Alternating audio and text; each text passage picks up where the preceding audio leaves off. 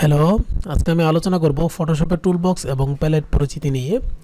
So আজকের এই আলোচনা থেকে তোমরা জানতে পারবে ফটোশপের ডিটেলস টুল বার এবং টুলস সম্পর্কে, যে কোন টুলের কি কাজ এবং কোথায় থাকে, কিভাবে কাজ করাইতে হয়। সো ডিটেলস পরিচিতি তোমরা জানতে পারবে। সো ফটোশপ কাজ করার জন্য কম বেশি 69 প্রকার টুল রয়েছে, আরও অসংখ্য প্রকার অপশন প্লেট আছে, মানে সাথে আরও অ্যাটাচড অনেক কিছু, অনেক সুবিধাগুলো আছে। তো মোটামুটি বলা যায় যে 69 বা 69 প্রকার টুল রয়েছে। তো টুলগুলোর মধ্যে অনেক অপশন প্লেট এবং ডায়ালগ বক্সও অনেক আছে, সেগুলো আমরা ধাপে ধাপে দেখাবো। ফটোশপের টুল বক্সে এছাড়া রয়েছে তুলি বা ব্রাশের রং বা ফরগ্রাউন্ড এবং ক্যানভাস বা ব্যাকগ্রাউন্ড এর রং নিয়ন্ত্রণের আইকন। দ্যাট মিন্স বিভিন্ন রকম কালার করার জন্য, কম বেশি করার জন্য, কালারকে শাইনিং করার জন্য, মানে যা যা লাগে, মানে সব কিছুই এখানে খুব সুন্দরভাবে আছে। আমরা আশা করি দেখব এবং জানবো এর মাধ্যমে। সো আমি এখন ফটোশপ ওপেন করব। তোমাদের এর আগের লেকচারও আমি দেখিয়েছি কিভাবে ফটোশপ ওপেন করতে হয়। তার আগে ছিল যেটা ফটোশপ ইনস্টল করার জন্য কি ওয়ে আউট লাগে, সেটা আমি ইনস্টলেশন ডিটেলসটা দেখিয়েছি। আমার এই একাডেমি ফর অলে আছে আর কি। সো তোমরা চাইলে ওখান থেকে ডিটেলস দেখেও তোমরা ইনস্টল করে নিতে পারো তোমাদের কম্পিউটারে, যদি তোমাদের হাতে কম্পিউটার অ্যাভেলেবেল থাকে। সো এখানে একটু দেখো যে আজকের পরিচিতি নিয়ে, যে এই একটা টুল বার, একে বলা হয় টুল বার, মানে অনেকগুলো টুল এর কম্বাইনেশন এখানে। সো এই টুল বারে অনেকগুলো 3টা সিলেকশন টুল আছে। প্রথম 3টা সিলেকশন টুল আমি যদি এখানে ক্লিক করি, তোমরা দেখতে পাবে উপরের আইকনগুলো পুরোটাই চেঞ্জ হয়ে গেছে। সো এটাকে বলা হয় সিলেকশন টুল। এবং এখানে আরেকটা সিলেকশন টুল আছে, এটাকে বলা হয় marquee selection tool. Marquee, MARQUE, marquee selection tool. এখানে রেক্টেঙ্গুলার অপশনগুলো আছে, আর বাকি অপশনগুলো তোমরা দেখে নিতে পারো। যদি আমি এই টুলের উপরে মাউসটা ধরি তাহলে সে তার নামটা ডিটেলস দেখাবে। এবং এখানে এই যে তীর চিহ্ন, মানে একটা তীর চিহ্ন আছে, সেটা মানে হচ্ছে এখানে আরও অনেকগুলো অপশন আছে। সো আমরা এখানে দেখতে পারি অপশনগুলো অলরেডি অ্যাড হয়ে গেছে, যে এই একটা অপশন, এই একটা অপশন, এই একটা অপশন। আমি কি ধরনের অপশন চাই, এখানে আবার আছে, মানে আর কিছু চাই কিনা, যে no tools present define for current tool. So তারপরে আছে যে ফিদার কীরকম পিক্সেলে হবে, তারপরে সেটা স্টাইল দেওয়া আছে, নর্মাল হবে না ফিক্সড রেশিও হবে নাকি ফিক্সড সাইজ হবে, মানে কী ধরনের সাইজে আমরা সিলেকশন করতে চাই সেটা ডিটেইলিং আমরা এখানে দিয়ে দিতে পারি। তারপরে এখানে আছে যে আরেকটা টুল, যেটাকে আমি যদি ক্লিক করি সেটাকে বলা হয় ল্যাসো টুল। সো ল্যাসো টুলও হচ্ছে one of the selection tool. সেখানেও অনেকগুলো অপশন আছে। সো সেম অপশনগুলো ওখানেও আছে, ওখানেও আমি ফিদার ঠিক করে দিতে পারবো। আবার এখানেও এই অপশনটা দেওয়া আছে যে আমি কত সাইজের, কিভাবে আমরা যখন কাজ করতে যাব তখন এটা ডিটেইলিং আমরা দেখতে পাবো। এখানে আরেকটা টুল আছে যেটাকে বলা হয় কুইক সিলেকশন টুল, মানে ডব্লিউ টুল।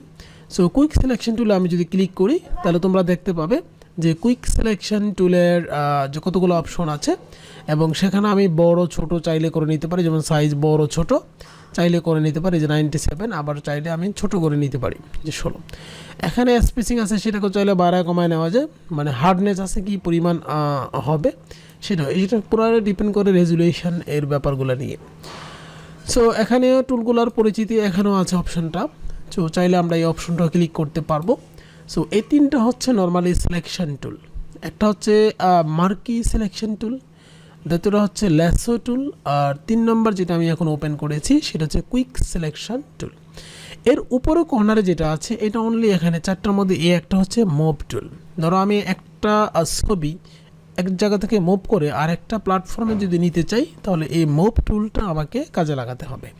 সো এটা হচ্ছে মুভ টুল। আমি যদি এখানে ক্লিক করি মাউসে, জাস্ট ক্লিক, তাহলে দেখো তার অপশন, সমগ্র অপশনগুলা উপরে খুব সুন্দরভাবে দেখা যাবে। এটা হচ্ছে মুভ টুলের পরিচিতি। সো এখানে এরকম অনেকগুলো টুল আছে, আমরা ধাপে ধাপে দেখব এবং বইয়ের সাথে একটু তাল মিলিয়ে নিব। এখানে দেখতে পাও যে পর্দার ডান পাশে রয়েছে বিভিন্ন প্রকার প্লেটের উপরে ডান দিকে বিয়োগ চিহ্ন বা মিনিমাইজ আইকন রয়েছে, এবং বিয়োগ চিহ্ন বা মিনিমাম আইকনে ক্লিক করলে প্লেটটি গুটিয়ে যাবে এবং আইকনটি চতুষ্কোণ বা ম্যাক্সিমাইজ আইকনে পরিবর্তন হয়ে যাবে। তোমরা একটু দেখে নাও যে আমি যদি এখানে ক্লিক করি যে এটা, সো দেখো যেখানে ক্লিক করলে সেটা এরকম একটা রেক্টেঙ্গুলার বক্সে পরিণত হয়ে যাচ্ছে, সবগুলো একই লাইনে বরাবর দেখাচ্ছে।